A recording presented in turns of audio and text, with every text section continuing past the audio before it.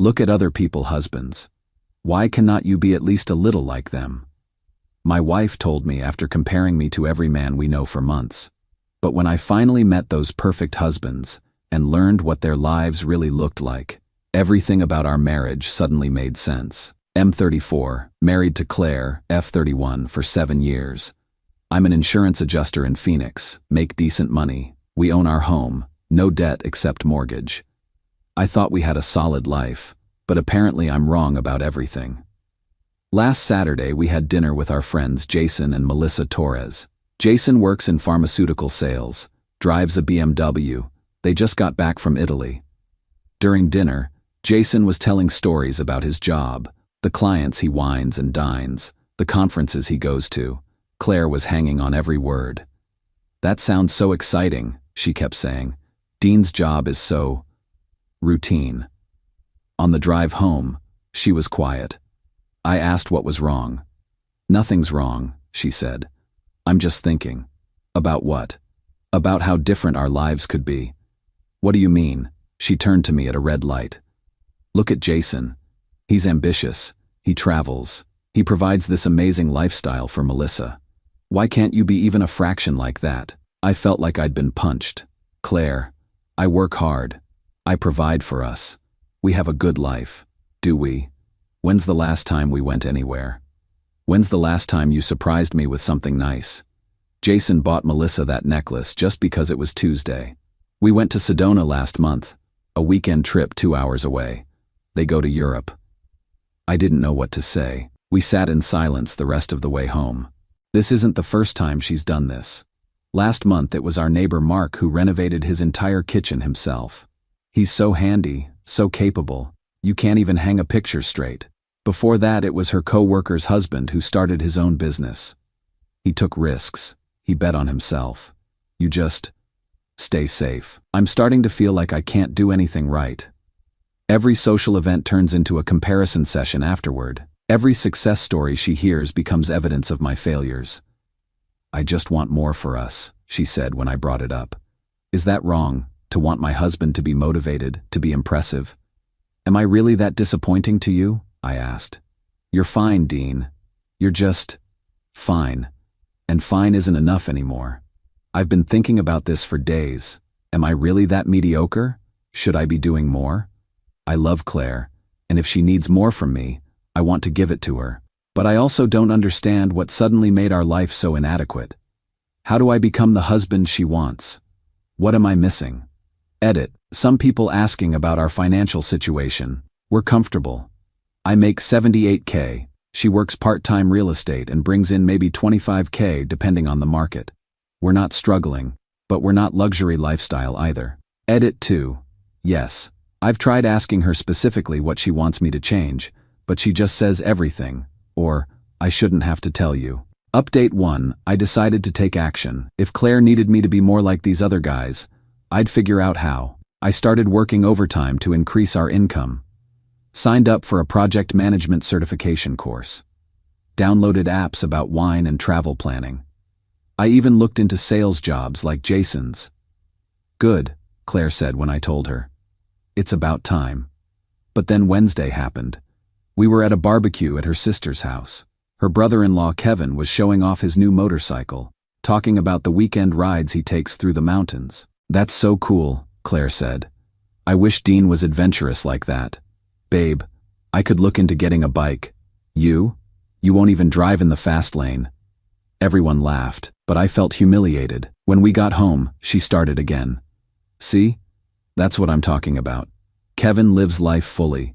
He takes chances. Claire, I'm taking your business course. I'm working extra hours. That's work stuff. I'm talking about who you are as a person. Kevin has this energy, this excitement about life. You just exist. The next day, she showed me Instagram photos from her college friend's wedding anniversary party. Look at this, she said, scrolling through pictures. Brad surprised Emma with a flash mob proposal recreation for their 5-year anniversary. When's the last time you surprised me? Your birthday dinner last month. Taking me to Olive Garden isn't a surprise, Dean. It's Tuesday night. I started writing down names. Jason, Mark, Kevin, Brad. her co-worker's husband Tom, who runs marathons, our friend Dave, who plays guitar, her cousin's fiancé, who speaks 3 languages. I'm trying to be better, I told her after 2 weeks of overtime and studying. I'm doing everything you said. You're trying to check boxes, she said. I can't make you into someone interesting. Either you have it or you don't. What exactly do I not have? Passion, drive, confidence. The ability to make me feel proud when people ask about my husband. That one hurt. You're not proud of me? I'm proud of our stability, but that's not the same thing. Reddit. I don't know who I am anymore. I've been so focused on trying to become all these other guys that I can't remember what I was like before this started. I look in the mirror and think, what would Jason do? Instead of making my own decisions. My brother Rick came over last weekend and barely recognized me. Dude, you're wearing a polo shirt. You hate polo shirts. And why are you talking about wine pairings? Claire likes when I sound sophisticated. Since when do you care about sounding sophisticated? You used to make fun of guys who talked about wine pairings. I couldn't answer that. I don't remember when I stopped being myself. The worst part? Nothing I've changed has been enough. There's always another guy doing something better, some new standard I'm failing to meet. How many other husbands do I have to become before my own wife accepts the one she married? Edit. A lot of people saying this sounds like emotional abuse. I never thought about it that way. She's not screaming at me or calling me names. She just wants better. Edit 2. Someone asked if I've talked to any of these better husbands. Honestly, I've been too embarrassed. What do I say? Hey, my wife thinks you're everything I'm not. Update 2. You guys were right about a lot of things, and I'm honestly shaken by what I discovered. Last Thursday, I ran into Jason at the grocery store. He looked terrible, tired, stressed, hadn't shaved in days. We ended up talking for over an hour in the parking lot. Man, I've been meaning to call you, he said. I heard through Melissa that Claire's been, holding me up as some kind of example. I felt my face get hot. Yeah, she mentions how successful you are sometimes. Successful? He laughed bitterly. Dean, we're getting divorced. Papers were filed last week. I was stunned. What? But you guys seem so happy. The Italy trip, the BMW. The Italy trip maxed out our credit cards. The BMW, leased, and we're behind on payments. I work 70-hour weeks traveling constantly, barely see Melissa, and when I do, we fight about money. But the lifestyle is all smoke and mirrors, man. We're drowning in debt trying to look successful. I actually envied you guys at dinner. You seemed so settled, content. Content. Yeah, like you actually enjoy being around each other. Melissa and I haven't had a real conversation in months. It's all about image, keeping up appearances, who's doing better than who on Instagram. I felt like the ground was shifting under me. But Claire thinks your marriage is perfect. Based on what? Social media posts? The show we put on at dinner parties? Melissa's been having an affair with her yoga instructor for 3 months. Found out when I came home early from a business trip. We talked until the store started closing. Jason told me he'd been taking Adderall to keep up with work demands, barely sleeping, having panic attacks. The exciting pharmaceutical sales job was slowly killing him. The worst part, he said. I kept thinking if I could just make more money, travel to better places, buy nicer things, Melissa would be happy, but she just found new things to be unsatisfied about. I drove home in a daze. Claire was on the couch scrolling through Facebook. You'll never guess who I ran into, I said. Who? Jason Torres. Did you know he and Melissa are getting divorced? She looked up from her phone. What? No way. They just posted pictures from Napa last month. Apparently they're broke. The whole lifestyle is financed with credit cards. Claire frowned. That doesn't make sense. He drives a BMW. It's leased. Jason said they're behind on payments. I watched her process this. For a moment, she looked confused, like a fundamental assumption about reality had been challenged. Well, she said finally, that doesn't change anything about us, doesn't it? You've been comparing me to him for months, saying I should be more like him. I never said you should be exactly like Jason. Claire, last weekend you asked me why I couldn't be even a fraction like him. Now I find out he's having panic attacks and his wife is cheating on him. She put her phone down. Look, just because their marriage failed doesn't mean there's nothing to learn from how he approached his career. His career is destroying his health and his marriage. You're missing the point, Dean. What is the point? Because I'm honestly lost here. She was quiet for a long time. Then, the point is, I want to feel excited about my life, about my husband. I want to feel like we're going somewhere. Where do you want to go? I don't know. Somewhere better than this. That's when it hit me. It's not about Jason or Kevin or any of the other guys. It's about Claire never being satisfied with what we have. There will always be another couple to envy, another husband to compare me to, another reason our life isn't good enough. I'm calling a marriage counselor tomorrow. Not to learn how to be better, but to figure out if this marriage can survive Claire's need for everyone else's life except ours. Edit. Some people asking about the other perfect examples she's given me. I'm honestly scared to look too closely, but now I'm curious. Edit 2. Yes. I told Claire about the marriage counselor. She said, finally, maybe a professional can explain what I've been trying to tell you. Final update. We've been to 3 couples therapy sessions with Dr. Martinez. Claire agreed to go because she thought the therapist would validate her concerns about my lack of ambition. Session 1 was mostly Claire explaining how disappointed she was in our life. She brought up Jason, Kevin, Mark, and several other guys as examples of what she wished I could be. I just want him to be motivated, she told Dr. Martinez.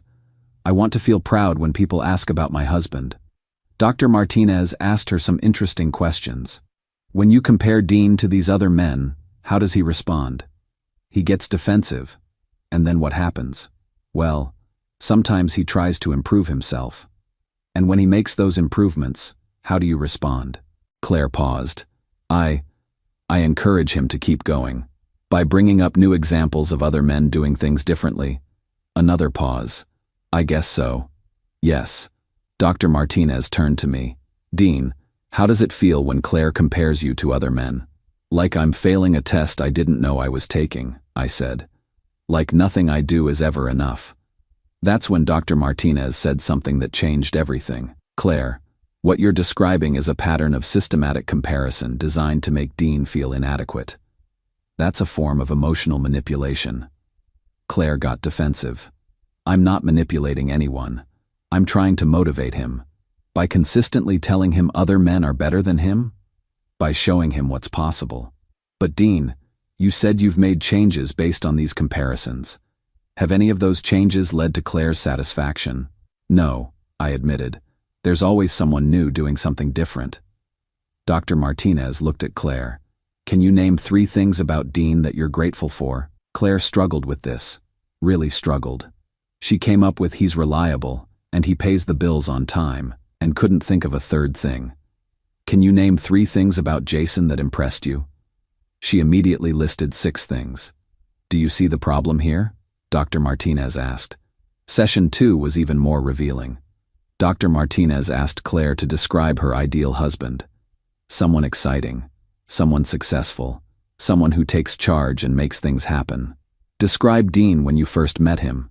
He was sweet, funny, easy to be around, steady. Were those qualities important to you then? Yes, I guess. I thought I wanted stability. And now? Now I want more. More of what, specifically? Claire couldn't answer. She kept saying more, but couldn't define what that meant. Dr. Martinez explained something called hedonic adaptation, the tendency for people to get used to positive changes and return to baseline happiness. She said Claire was chasing an impossible standard because the problem wasn't with me. It was with her inability to find contentment. Claire, she said gently, you're asking Dean to compete with fantasy versions of other people's lives, social media highlights, dinner party performances, idealized stories. That's not fair to him, and it's not realistic. Session 3 was where Dr. Martinez dropped the bomb. She looked at Claire and said, what you're doing to Dean is emotional abuse. Claire exploded. That's ridiculous. I've never hit him. I've never called him names. Abuse isn't just physical or verbal, Dr. Martinez explained. Constantly undermining someone's self-worth through comparisons. making them feel like they're never enough, systematically eroding their confidence. That's emotional abuse. I felt something break open in my chest when she said that. Relief, maybe. Or recognition.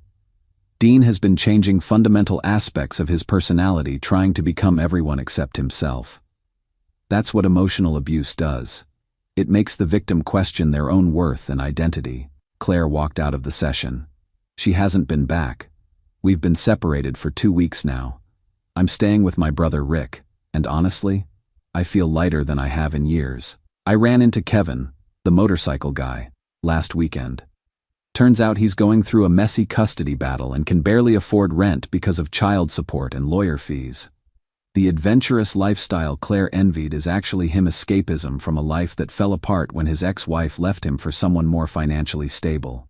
I also found out more about the perfect couples Claire held up as examples. Mark, the handy neighbor, is an alcoholic whose wife covers for him at social events. Tom, the marathon runner, is having an affair. Brad, flash mob guy, and Emma are in marriage counseling because of his spending addiction. Turns out those grand gestures are funded with their kids' college savings. Every single perfect marriage Claire used as ammunition against ours was hiding serious problems. Dr. Martinez is helping me understand something important. I'm not competing with other husbands for my wife's approval. A healthy marriage doesn't work like that. Your spouse should be your biggest supporter, not your harshest critic constantly holding you up against impossible standards. You're not auditioning to be her husband, Dr. Martinez told me. You already got the part. Claire texted me yesterday. I found an apartment. I think we need space to figure out what we both want. I wrote back. I already know what I want. I want a wife who's proud of the man she married, not constantly shopping for an upgrade. She hasn't responded. I'm not the most exciting guy in the world. I'm not going to buy anyone a BMW or surprise them with flash mobs. But I'm loyal, I'm honest, I work hard, and I care deeply about the people I love. If that's not enough for Claire, it'll be enough for someone else. Your worth isn't determined by how you measure against every other man on the planet. You're not auditioning anymore. Edit. Overwhelming response to this. Thank you for the support and for sharing your own stories. It helps to know I'm not alone. Edit 2. For those asking about reconciliation, Claire would need to acknowledge the damage she's done and commit to real change, not just promise to be better. I'm not holding my breath.